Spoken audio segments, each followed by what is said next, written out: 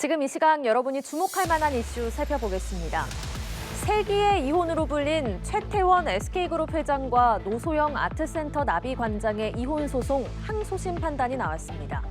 법원은 최 회장이 노 관장에게 1조 3천억 원이 넘는 금액을 지급하라고 판단했는데요.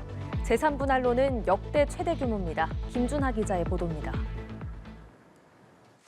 서울고등법원은 최 회장이 노 관장에게 재산 분할로 1조 3,808억 원을, 위자료로 20억 원을 지급하라고 판단했습니다. 재산 분할로 665억 원을 지급하라는 1심 판결과 비교해 대폭 늘어난 금액입니다. 재산 분할은 현재까지 알려진 역대 최대 규모기도 합니다. 노 관장이 요구한 최 회장의 SK 주식도 혼인 기간 중 취득된 공동 재산으로서 분할 대상에 포함된다고 판단했습니다. 앞서 1심 법원은 자산 형성에 기여한 부분이 없다는 이유로 주식의 재산 분할을 인정하지 않았는데 이 판단을 항소심 재판부가 뒤집은 것입니다. 이에 노 관장 측은 아버지인 고 노태우 전 대통령의 비자금 300억 원이 최 회장의 사업 자금으로 쓰였다고 주장한 것으로 알려졌습니다. 최 회장 측은 자금을 받은 적이 없다고 맞섰지만 재판부는 상당 자금이 최 회장의 부친에게 유입돼 재산 형성 과정에 노 관장의 기여가 있었다고 판단했습니다. 또한 최 회장이 동거인 김희영 씨와 생활하며 219억 원 이상을 지출했으며 혼인 파탄의 정신적 고통을 산정한 1심의 위자료 액수가 적다고 밝혔습니다. 앞서 노 관장 측은 항소심에 돌입하며 재산 분할 청구액을 현금 2조 원으로 늘리고 위자료도 30억 원으로 높여 지급하라고 요구한 바 있습니다. 노 관장은 2심 선고에 직접 출석하진 않았고 노 관장의 대리인 측은 판결 이후 실체적 진실을 밝히느라 애써주신 재판부에 감사하다는 입장을 밝혔습니다. 연합뉴스TV 김준하입니다. 오늘 교육부의 내년도 대입 전형 계획 발표에 이어서 내일 각 대학이 입시 요강을 안내하면 의대 증원은 돌이킬 수 없습니다. 대한의사협회는 오늘 밤 전국에서 촛불 집회를 열고 막판 투쟁에 나설 예정입니다. 정부는 거듭 전공의 복귀를 촉구했습니다. 홍서연 기자입니다. 대한민국 의료라고 적힌 영정 앞에 의사가운과 청진기가 놓여 있습니다. 의사와 전공의, 의대생 등 150여 명이 촛불을 들고 정부의 의대 증원을 규탄했습니다. 약 9개월이 지나온 이 시점에 이제 드디어 사망 선고일을 선포해야 되는 그런 날이 온 것 같습니다. 대한의사협회는 오늘 밤 전국 6개 시도에서 촛불 집회를 개최합니다.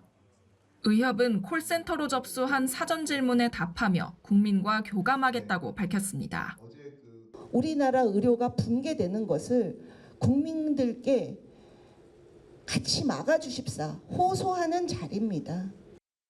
이면택 의협회장은 SNS를 통해 한 명도 빠짐없이 동참해달라며 자신이 가장 선두에 서겠다고 호소했습니다.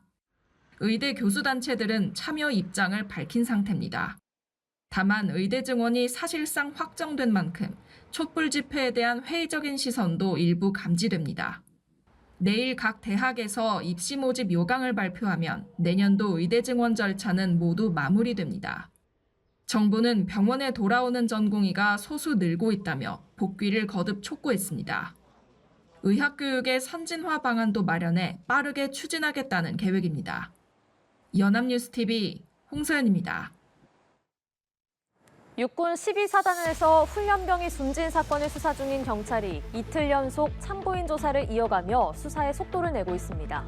당시 군기훈련 상황이 담긴 CCTV를 확보한 것으로 전해졌는데 추가 조사를 마친 뒤 중대장과 부중대장을 피의자로 전환할 방침입니다. 이상현 기자입니다. 경찰은 지난 수요일 숨진 훈련병과 함께 얼차려를 받았던 동료 5명에 대한 핵심 참고인 조사를 벌였습니다. 이들이 군기 훈련을 받게 된 이유와 숨진 훈련병의 건강에 문제가 생겼는데도 조치를 취하지 않았는지 등을 집중적으로 물었습니다. 목요일에도 당시 군기 훈련 상황을 지켜본 부대 내 병사와 간부에 대한 추가 참고인 조사를 진행했습니다. 당시 상황을 목격한 사람이 많아 경찰은 당분간 이들을 차례로 불러 조사할 예정입니다. 이와 함께 경찰은 해당 부대를 방문해 당시 상황이 담긴 연병장 CCTV를 확보했습니다. 숨진 훈련병이 군장을 메고 연병장을 도는 등 얼차려 장면이 담겼지만 사각지대가 있어 쓰러지는 장면이 명확히 찍히지 않은 것으로 전해졌습니다. 수사가 속도를 내며 중대장과 부중대장의 소환이 임박한 것처럼 보였지만 경찰은 아직 입건을 논할 단계가 아니라며 선을 그었습니다.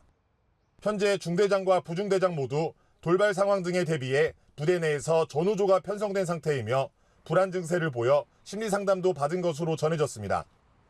한편 숨진 훈련병의 빈소가 마련된 전남 나주의 한 장례식장에서는 눈물 속에서 연결식이 엄수됐습니다. 유가족의 요청으로 비공개로 진행된 연결식을 끝으로 고인은 대전 현충원으로 옮겨져 영면에 들었습니다. 연합뉴스 TV 이상현입니다. 라인 야후 사태가 장기화 조짐을 보이는 가운데 국내에서 라인 메신저 앱의 신규 설치 건수가 카카오톡을 앞지른 것으로 나타났습니다. 최근 카카오톡에 장애가 잇따른 것도 영향을 미친 것으로 보입니다. 김동욱 기자입니다. 최근 라인 메신저 앱의 신규 설치 건수가 카카오톡을 앞서고 있습니다. 모바일 인덱스 통계에 따르면 5월 셋째 주 라인 앱 신규 설치 건수는 6만 1,640건으로 소셜 네트워크의 메신저 전화 영상 통화 부문에서 1위를 기록했습니다. 카카오톡보다 4,869건 더 많은 것으로 3주째 카카오톡을 앞질렀습니다. 네이버가 13년 동안 다국적 플랫폼으로 키워낸 라인을 일본에 빼앗길 수 있다는 우려가 커지면서 모바일 이용자들의 관심이 커졌기 때문이란 관측이 나옵니다. 이 글로벌 서비스가 이제 일본에 넘어가게 되면 마치 이제 거북선 기술자들이 넘어가고 그 기술이 탈취되고 기술자들이 일자리를 잃게 되는 것처럼 최근 카카오톡의 먹통 사태가 잇따른 건 역시 영향을 미친 것으로 분석됩니다. 이달 중순부터 카카오톡 장애가 3차례나 발생하면서 이용자들의 불편이 커졌기 때문입니다. 단체 톡방으로 업무 지시도 내려오고 그러는데 만약에 그 장애가 있으면은 또 업무를 하는데도 많이 불편함이 있지 않을까 또 생각이 듭니다. 최근 일본 이슈와 카카오톡의 잦은 먹통으로 인해 라인에 대한 관심이 커지고 있는 상황. 국내에선 카카오톡만큼 영향력을 키우긴 어려울 거란 전망도 나오지만 카카오톡의 독점적 지위에 따른 폐해를 견제할 필요가 있다는 지적도 나옵니다. 연합뉴스 TV 김동욱입니다. 코로나19라는 전례 없는 위기를 넘기고 엔데믹을 맞이한 소상공인들이 더욱 힘든 시간을 보내고 있습니다. 대출을 받고 원리금 상환을 유예하며 간신히 버텼지만 고공행진하는 물가와 내수 부진으로 한계에 봉착한 겁니다. 한지희 기자가 취재했습니다. 경기도 가평군에 있는 한 카페입니다.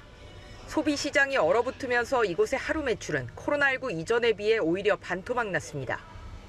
카페를 운영하는 오우석 씨는 가뜩이나 오른 물가 탓에 지금도 부담이 큰데 최저임금까지 오를 수 있다는 소식에 걱정이 태산입니다. 오 씨는 자영업자들의 숨통을 틔워주기 위해선 일시적 돈 퍼붓기나 세금 감면 대책보다는 현장의 목소리를 들어 불합리한 규제나 제도부터 개선해야 한다고 말합니다.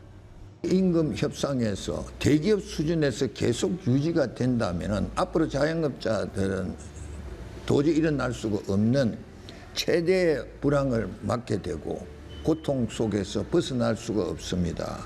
참으로 그 정치권이 원망스럽고. 서울 금천구에서 17년간 옷을 만들고 있는 이 공장도 사정이 어렵긴 마찬가지입니다. 코로나19 이전만 해도 발주를 받아 하루 500장 정도의 옷을 생산했지만 지금은 5분의 1 수준으로 떨어졌고 매출도 40% 가까이 급감했습니다. 원 부자재 인건비 등 각종 비용은 올랐지만 임가공 단가가 이를 못 따라가다 보니 자금상 어려움만 가중되고 있다고 토로합니다. 생산에 비해서 인건비가 많이 나가다 보니 이제 손실이 오니까 뭐 대출 받아서 월급도 주고 제 사장님들은 거의 대출이 없는 사장님들이 없을 거예요. 저는 우리 직원들 도움을 많이 받고 있습니다. 매출 악화와 경영비용 증가라는 두 개의 큰 장벽에 갇힌 소상공인들은 내수 경기가 살아나기만을 손꼽아 기다리고 있습니다.